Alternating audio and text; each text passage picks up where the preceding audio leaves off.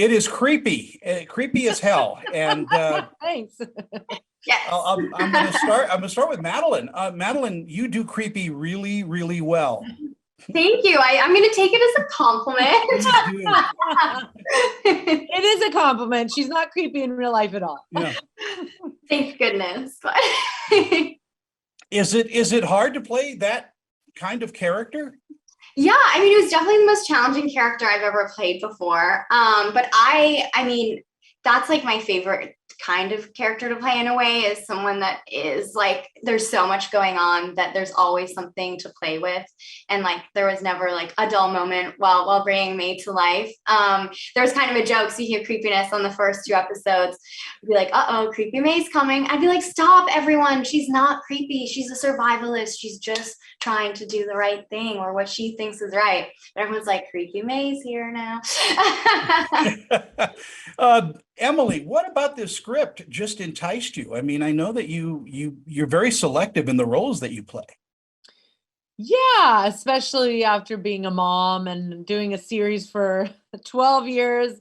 I don't want to just do every job that comes my way. Yeah, I was really fascinated by the story. I knew it was inspired by true events.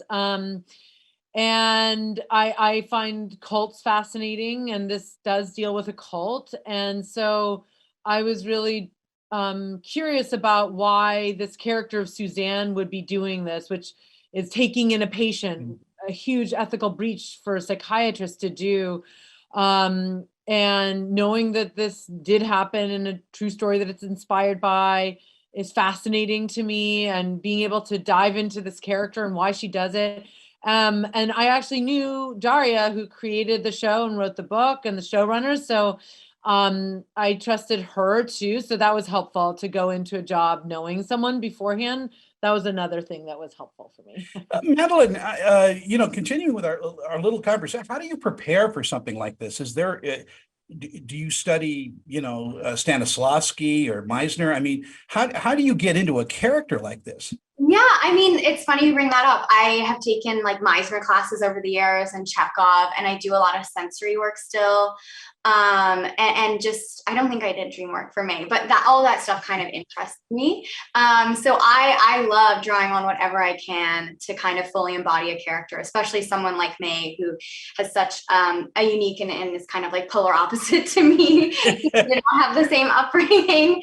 And to me, like, that's so fun when you get to really like find a character in your body and voice, and then also do research about, where she's coming from and her background, and figuring out like her morals and sets of values, et cetera, et cetera. It was really cool.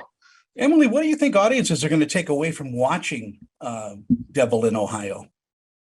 Well, I think that it's hopefully they're intrigued and they want to just keep watching. I think there, people like being scared to a certain degree. They're scared. It's definitely scary, but it's fascinating. It's psychological, and you're dealing with why people behave in certain ways, which I find fascinating personally. Mm-hmm.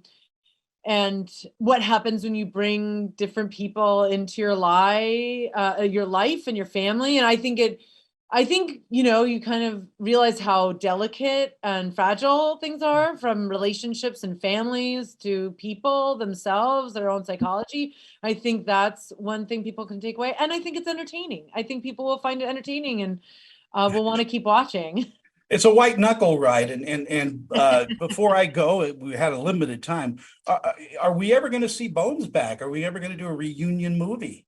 I don't know. I mean, I think David Boreanaz once said he would never do it. And I don't know. If he says never, we're never going to do it. I don't know. I'm open, but I'm also kind of like, we did almost 250 episodes. That's a lot, but a movie might be an interesting way to revisit it. I don't know. Well, congratulations on this. Devil in Ohio is just, like I said, creepy as hell, and it's wonderfully done. So we take that as a compliment. Yes, the highest. Please do. Thank you so much. Bye, guys. Bye.